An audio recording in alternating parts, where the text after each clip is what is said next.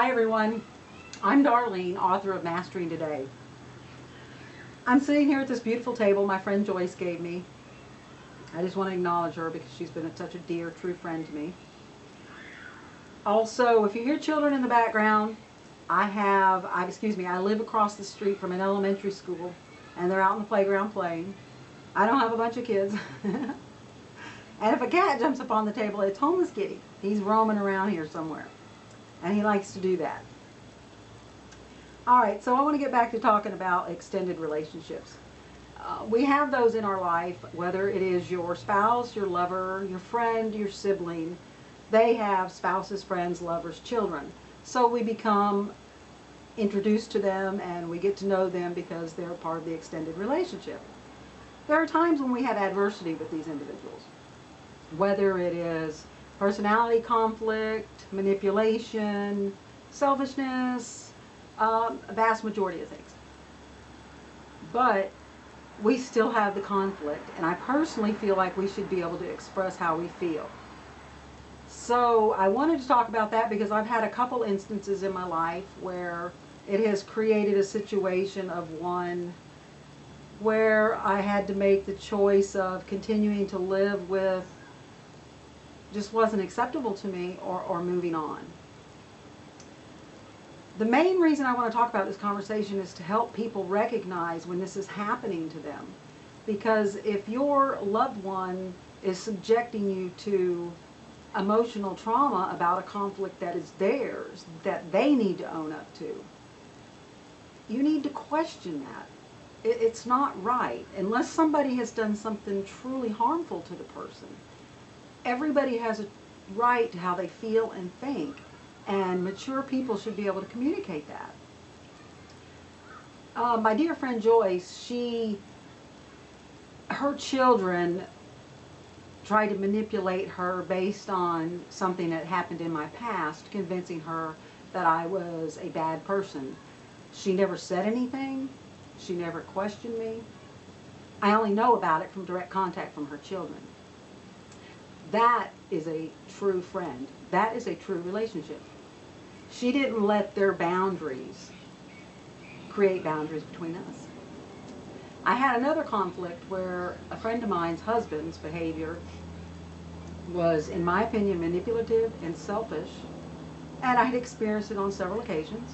And this particular occasion, I was going to voice my opinion. I didn't want the relationship to go forward, and this is okay to keep on behaving like this. And of course it led to drama, and it led to conflict between myself and my friend, which creates barriers. And I personally believe this is mental abuse. I should be able to say what I want to say, and they should be able to say what they want to say back. If we can't resolve it, it's done. It's over. Nobody has to be right or wrong. But when you bring the other party involved, that's manipulation. And I say this because I want you to recognize it if it's happening to you, so that you can stop it. You just have to, say, this is your dilemma. This is your argument. I don't want to be involved in it. I care about this person. You need to either resolve it, or in the future, we just won't be around each other. If I mean something to you, you'll find a way. And I don't know what else to say besides that. I think when somebody says something to you and you're offended, you need to ask yourself, is there some truth to this? Because if somebody is able to offend you, and you know in your heart what you're doing is right and true, you shouldn't be offended. You should be able to hear what they have to say and say, I'm sorry, I don't agree with you. And, maybe it's best we don't talk about this anymore. Move on to something else. But when you start the drama and you start creating conflict, I question that. And that's my message to you today. Question it. It's not right. It just creates harm in all the relationships that you have. And I personally think it borders on mental abuse.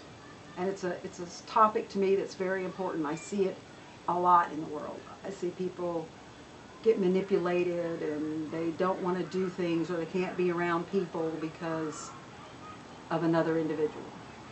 And that's simply not right. That kind of behavior is fear-based and cowardly. And that's quite evident by the manipulation that comes along with their behavior.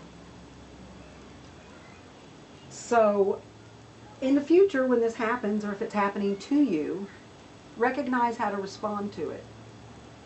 If you're the party that's in the middle of it, just say it's not your issue. Just don't be a part of it.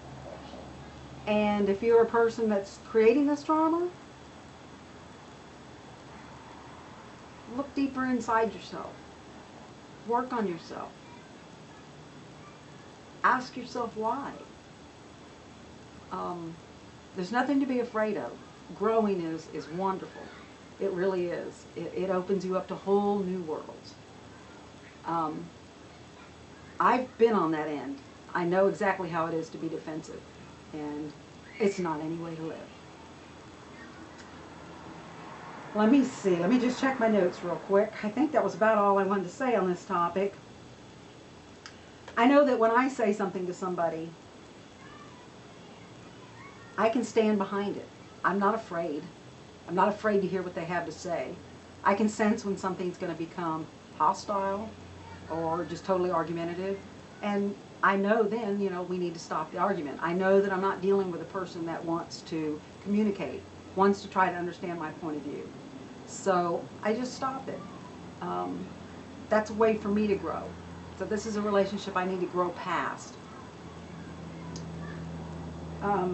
True relationships will let you do that. They will honor what you have to say. I think that's about all. So until next time, I'm here to help keep you empowered. Bye.